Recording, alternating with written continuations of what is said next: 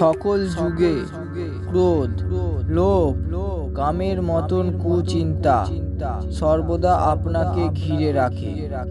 কিন্তু এই সবের মধ্যে সবথেকে খারাপ হলো স্বার্থ, যে নিজেকে ছাড়া অন্য কাউকে নিয়ে ভাবে না, যে শুধু চিন্তা করে কেবল নিজের।